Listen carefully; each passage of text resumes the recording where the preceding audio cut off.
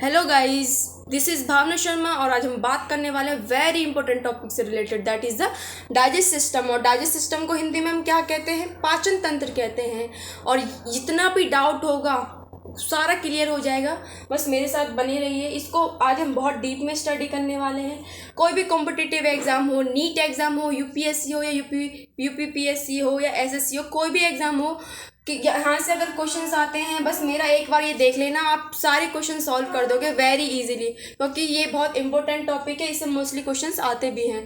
तो alimentary canal है, इसकी बहुत जो इम्पोर्टेंट रोल प्ले करती है इसमें डाइजेस्ट सिस्टम जो होता है two alimentary canal associated gland से मिलके बना हुआ होता है। और इसकी एलिमेंट्री कैनाल जो होती है, आपकी स्क्रीन पे इसकी स्ट्रक्चर है, देखो ये एलिमेंट्री कैनाल है। यहाँ से फूड हम खाना खाते हैं, खाना खाने के बाद हमारा खाना यहाँ से होते हुए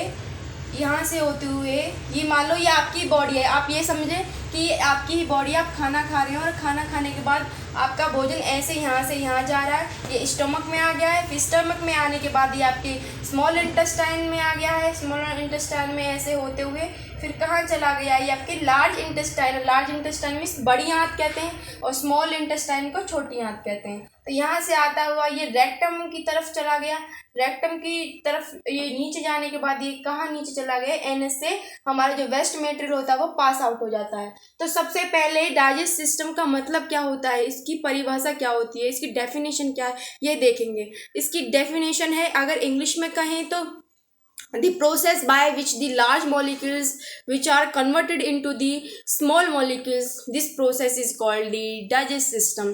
इसी को हम क्या कहते हैं? डाइजेस्ट सिस्टम कहते हैं। डाइजेस्ट सिस्टम की स्टार्टिंग कहाँ से होती है? आपके तीत से स्टार्ट होती है। जब हम खाना खाते हैं और खाने को बार बार चबाते हैं, देखा होगा ना आपने। और कोई तो बहुत ज़्यादा फास्ट खाता है, कोई स्लो खाता है, तो बस ऐसे ही है। तो जो तीत होते हैं, तीत बहुत ही ज़्यादा इम्पोर्टेंट रोल प्ले करते हैं, क्योंकि उनके पास क्या होते हैं, उनके पास कैनिन तीत होते हैं, मोलर तीत, प्ली मोलर और आपके इंसीजर्स। 4 टाइप्स के आपकी माउथ के अंदर तीत होते हैं। तो इंसीजर जो तीत होता है वो आपकी मुंह, आप जैसे मुंह ओपन करोगे तो सबसे पहले जो सामने दिखाई देते हैं 1 2 3 4, इट मीन्स 4 जो सामने वाले तीत हैं, ये कौन से? इंसीजर्स तीत हैं। इसके बाद जो तीत आते हैं, आपका निक्यूला तीत होगा, आप टच करके देखिए अपनी माउथ में,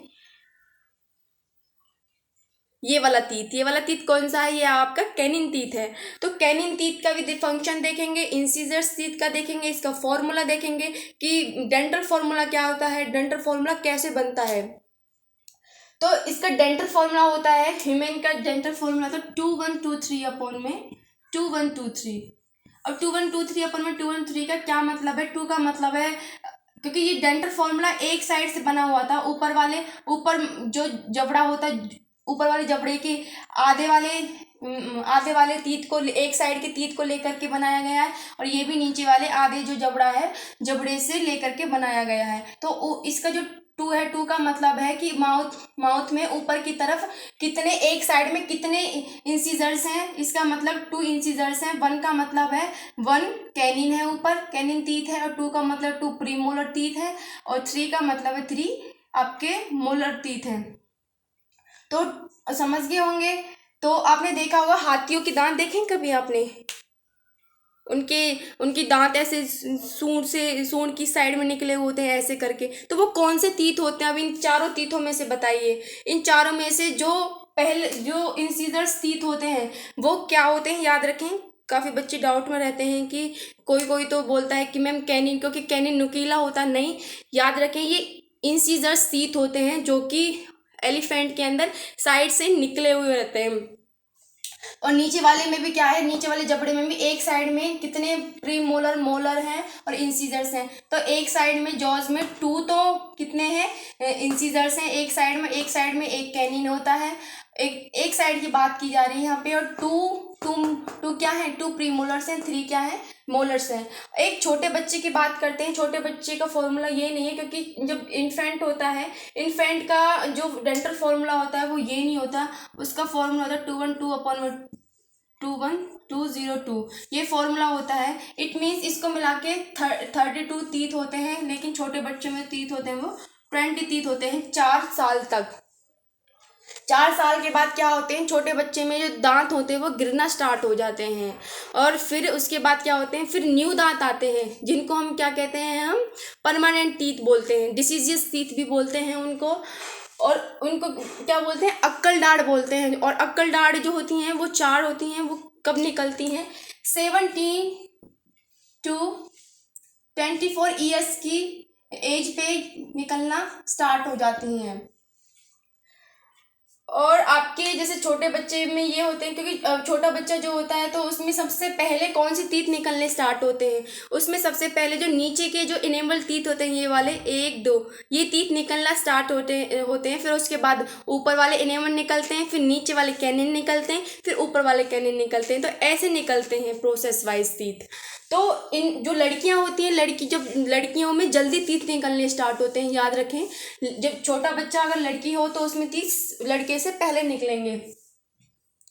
कुछ अब इसकी डिसीज के बारे में देख लेते हैं कि आपने मीठा खाते हो ना अपने मुंह में, तो उनसे क्या हो जाता है, डेंटल कैविटीज क्रिएट हो जाती है आपकी टीथ के अंदर। टीथ क्या है, टीथ प्लूरल वर्ड है। एक दांत को हम क्या कहते हैं, टूथ कहते हैं। और मल्टीपल जो दांत होते हैं उनको हम क्या कहते हैं, टीथ कहते हैं। ठीक है, तो अब फिर इसके बाद हम डिसीज़ देखते हैं। मैंने बताया था कि इस दांत के अंदर कौन सी डिसीज़ हो जाती हैं। दांतों के अंदर पायरिया लग जाता है, आपने देखा होगा। पायरिया क्यों लगता है, क्योंकि एंट अमीबा जिंजीवैलिस आपकी पैरासाइट होती है। याद रखें इस नाम को, एंट अमीबा जिंजीवैलिस आपकी पैरासाइट होती है। वो क्या कर देती है, आप पायरिया में, मतलब इट मीन्स आपकी जो ब्लड वेसल्स होती हैं टीथ की, उनको क्या कर देती हैं, वो रैप्चर कर देती हैं। वो रैप्चर हो जाते हैं क्योंकि उनके ऊपर क्या करती हैं, वो सकिंग करना स्टार्ट कर देती हैं।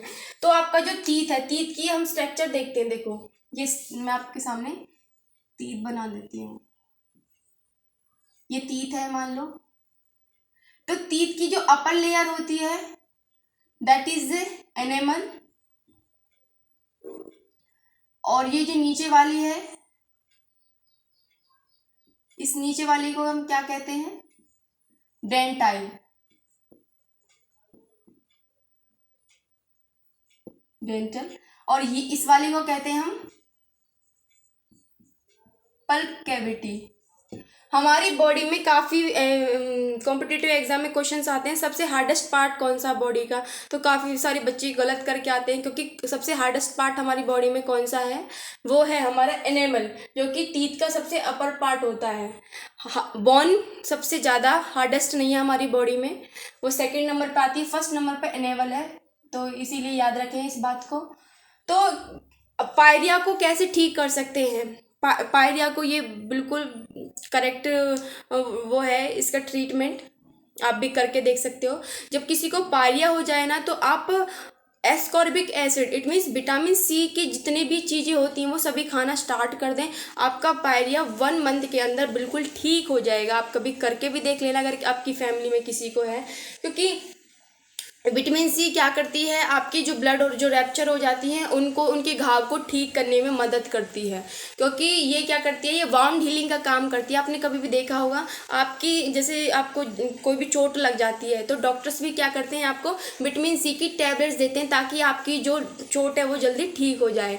इसलिए विटामिन सी, आप कहोगे कि मैम जो विटामिन सी है वो कहाँ से मिलती है। विटामिन सी आपकी मिलती है, जैसे कोई भी खट्टी चीज़ हो, सभी के अंदर क्या होती है, विटामिन सी होती है। जैसे आंवला हो गया, नींबू हो गया आपका, और ऑरेंज हो गया, इन सभी के अंदर क्या होती है, विटामिन सी होती है। विटामिन सी को हम, इसका जो केमिकल नेम है, इसका साइंटिफिक नेम है, वो क्या है, एस्कॉर्बिक एसिड।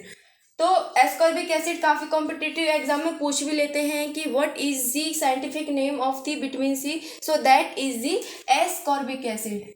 क्या, एस्कॉर्बिक एसिड बोलते हैं। तो इसलिए हम अपने माउथ को हम ध्यान में रख सकते हैं, क्योंकि इनका भी बहुत इंपॉर्टेंट रोल प्ले होता है। तो इसमें हम सिर्फ टीथ को कवर कर रहे हैं, नेक्स्ट में हम टंग को देखेंगे, टंग का फंक्शन क्या है। आज के लिए इतना ही, थैंक्स।